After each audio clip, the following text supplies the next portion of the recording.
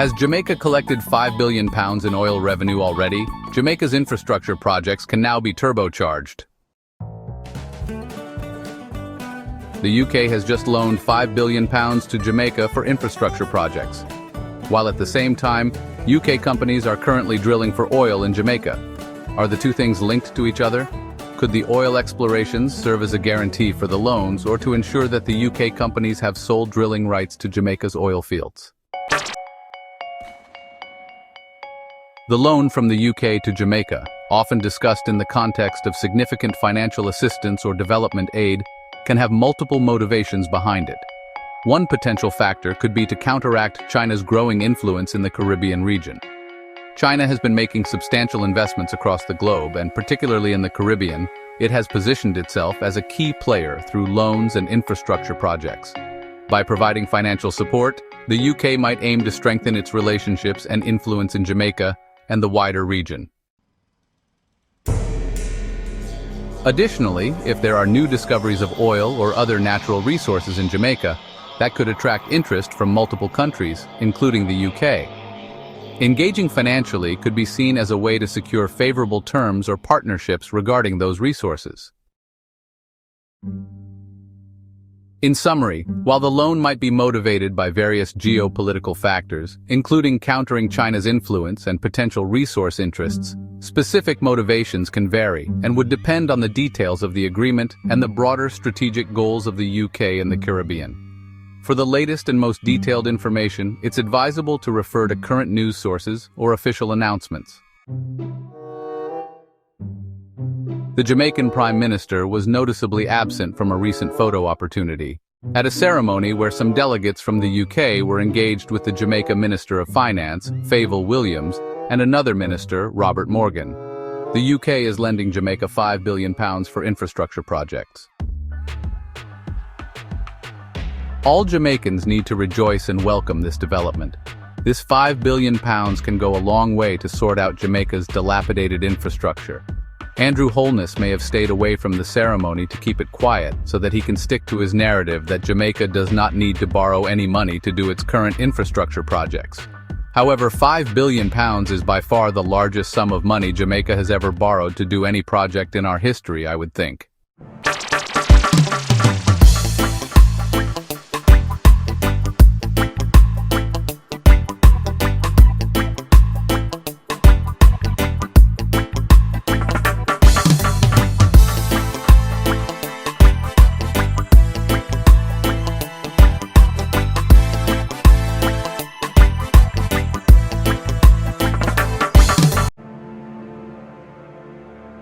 This £5 billion loan from the UK fits in perfectly with my current theme titled $30 billion repatriation money available for Jamaica to claim, funding to build 30,000 affordable housing units each year, employing 300,000 Jamaicans in permanent full-time jobs and earning an extra $10 billion each year for the country's GDP.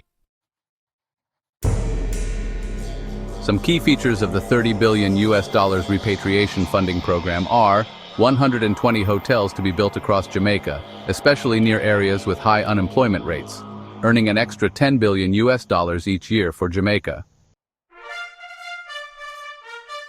Providing 300,000 permanent full-time jobs for low-skilled citizens in rural parishes across Jamaica.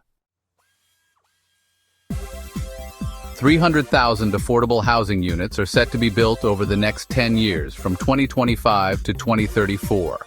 That's 30,000 units each year.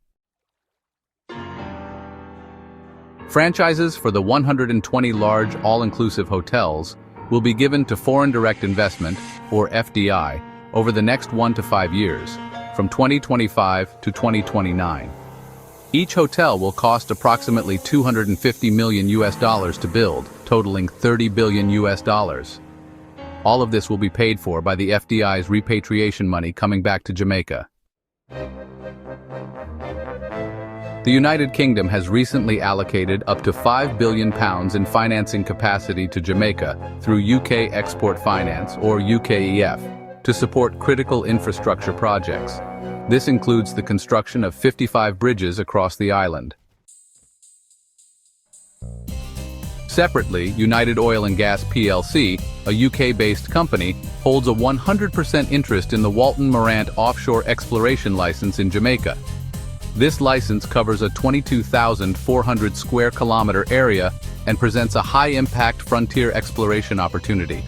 As of now, no commercial oil or gas discoveries have been made, and the company is actively seeking partners to advance exploration efforts. There is no publicly available evidence to suggest that the UK's infrastructure financing to Jamaica is directly linked to the oil exploration activities by United Oil and Gas plc. The infrastructure funding appears to be part of broader development assistance, while the oil exploration is a separate commercial endeavor by a private company. There are said to be 7 billion barrels of oil found in Jamaica. How certain are they that the oil is actually there, in comparison to other oil discoveries around the world? The estimate of 7 billion barrels of oil in Jamaica comes from seismic data and geological surveys, primarily conducted by companies like United Oil and Gas plc and their partners. However, such estimates should be understood in context.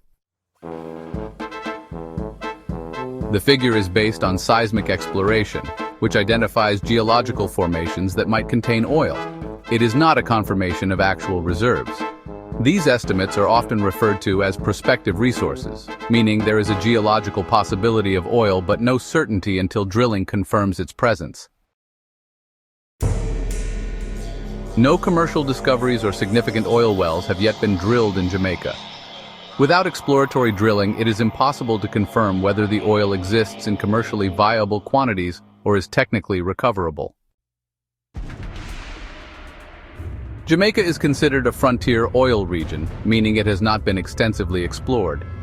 While the geological conditions might appear promising, the risks of non-discovery are much higher compared to mature oil regions like the Middle East or North Sea.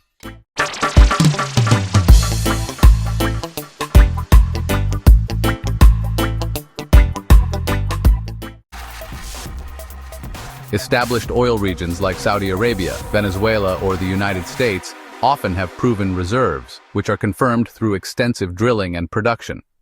For example,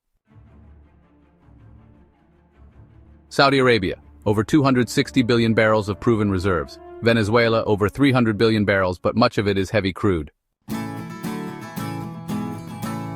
In Jamaica, the current focus is on exploration, which carries a high degree of uncertainty. Historically, the success rate of exploratory drilling is around 25 to 50%, depending on the region. In new, untested areas like Jamaica, the success rate can be even lower. Offshore drilling in regions like Jamaica can be technologically challenging and expensive. Even if oil is discovered, it must be economically viable to extract and compete with other global oil producers. Environmental risks. Jamaica's tourism and ecological reputation could face, well, significant risks from oil exploration and drilling. While 7 billion barrels is an impressive potential, it remains highly speculative compared to proven reserves elsewhere. Only further exploration, including drilling, can confirm the presence and viability of oil in Jamaica. Until then, it remains an exciting but uncertain prospect. Some of my notes are available in the description section and in the comment section of this post. Feel free to take part in this discussion on how to develop Jamaica. This is part 7 of my current series. Look out for part 8.